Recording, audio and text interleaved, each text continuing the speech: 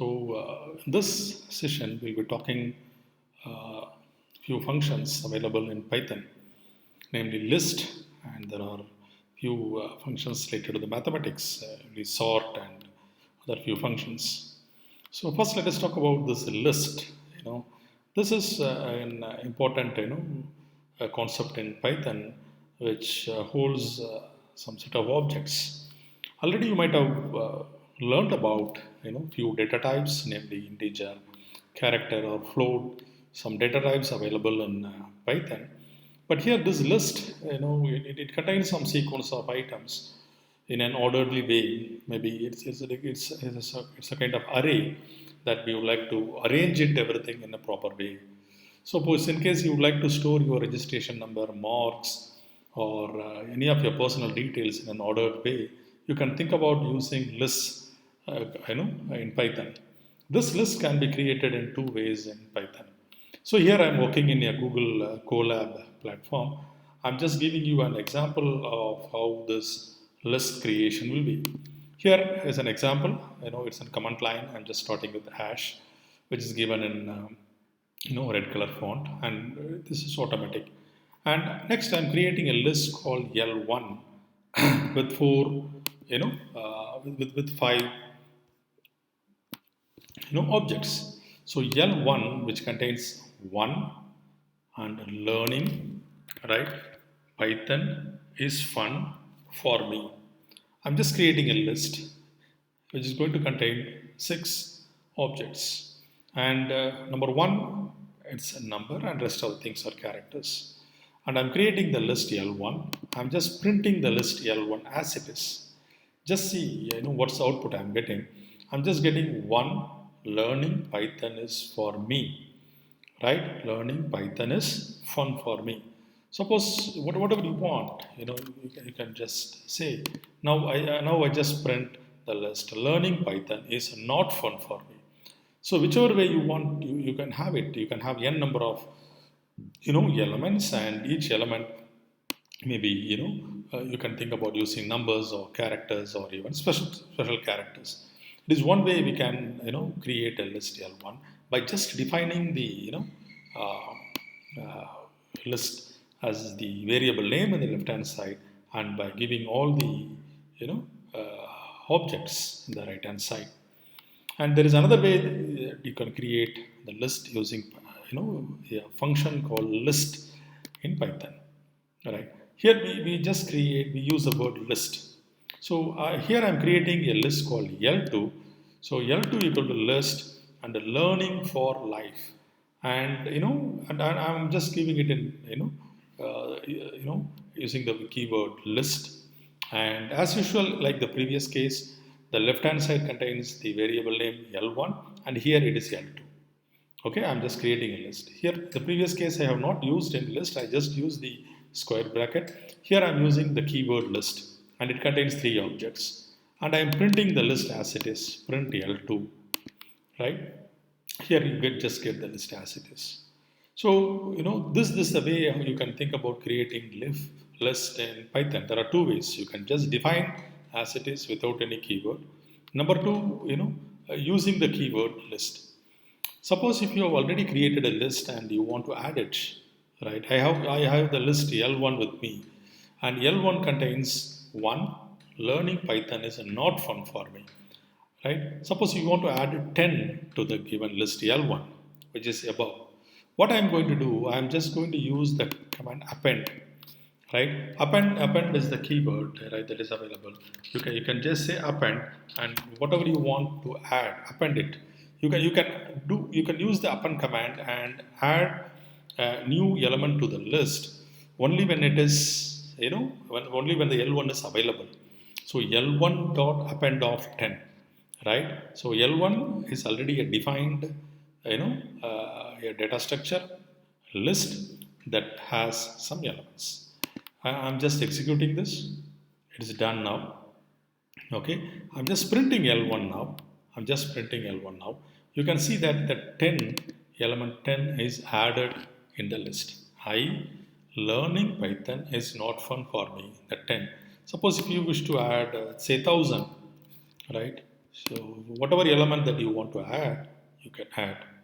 Suppose if you like to add 1,000 and execute it one more time, you get the results, right?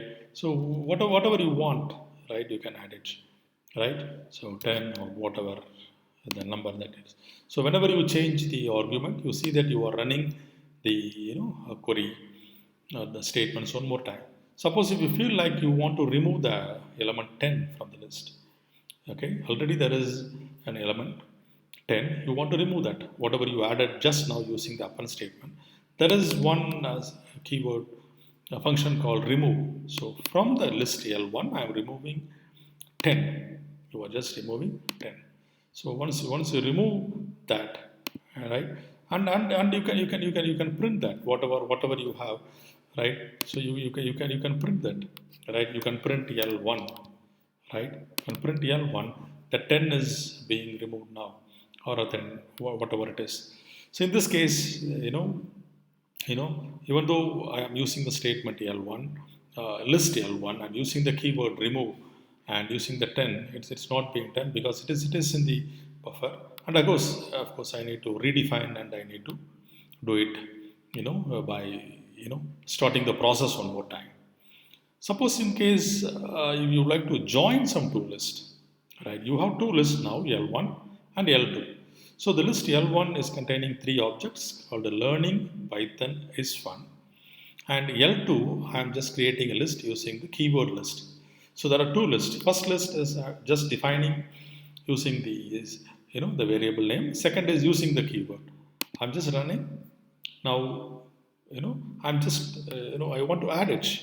You can just simply use the plus statement. That is the beauty of Python. There is no need of any keyword, nothing.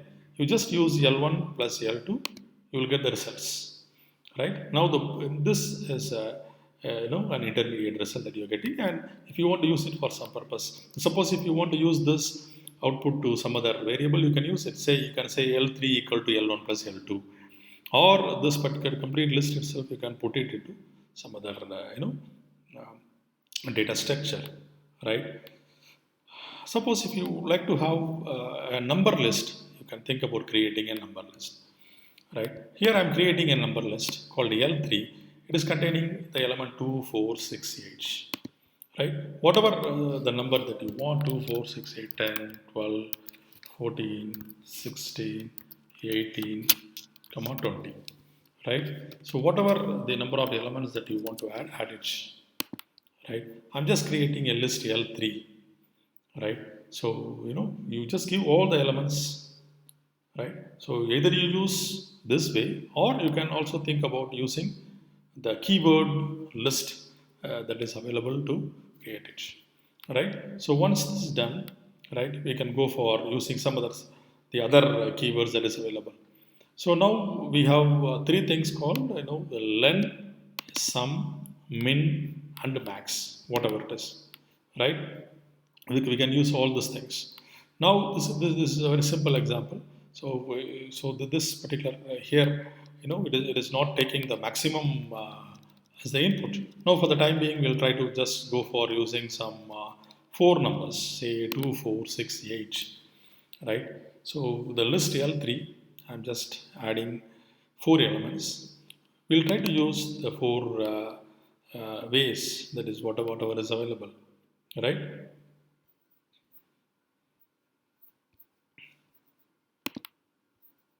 Fine. So what is the minimum in it? What is the minimum value? The minimum value in L3 is 2, 4, 6, 8. The minimum value is 2. So the maximum value, you can use the max function to get the maximum number from the list, right? Maximum is 8. You can say length. You can get the length of the list by using the length keyword. Length is 4. There are 4 elements available in the list, right? I want to find out the sum available in the list. So sum of all the numbers available, 2 plus 4 plus 6 plus 8. Okay, so it is one way of using the simple mathematical functions available with the list, right? So suppose if you like to append the given sequence of numbers above, right, with the another number, right? Already we have talked about how to add to list. So now you can think about appending it. Now you have L3, and you want to add this also 0, 1, 3, 3, 5, 7, and you want to count the occurrences 5 in L3. Already we have 2, 4, 6, 8. Already you have 2, 4, 6, 8, and the new list contains 0, 1, 3, 3, 5, 7, 4. There is no repetition. L3 plus all the list, that is numbers, new numbers you are giving, and you are counting the number of fives that is available. You are counting the number of fives that is available. Okay, so it says 2. Now counting the number of fives. Let me count the number of 9 that is available. No, you just have only one as the output. Okay, so maybe if you just change this 9 also 5 and execute it, and you can count the number of 9, that is 0. There is no 9 available now, including both the list. The first list containing 2, 4, 6, 8. Second list contains 0, 1, 3, 3, 5, 7, 9. Sorry, 5, 5, 7, 5. So I have removed 9. Okay, so there is one way of just playing with the list by appending it or counting it, using it for some other purpose. I can think about reversing this, right? List. I have 2, 4, 6, 8. I have a list L3. I want to reverse it. I want to reverse equal to true in the sense I want to reverse it, right? I just print L3 now. I get example. So now 2, 4, 6, 8 was the input. When I reverse it, I get 8, 6, 4, 2. Right? So both this list and a few of the mathematical functions that is available.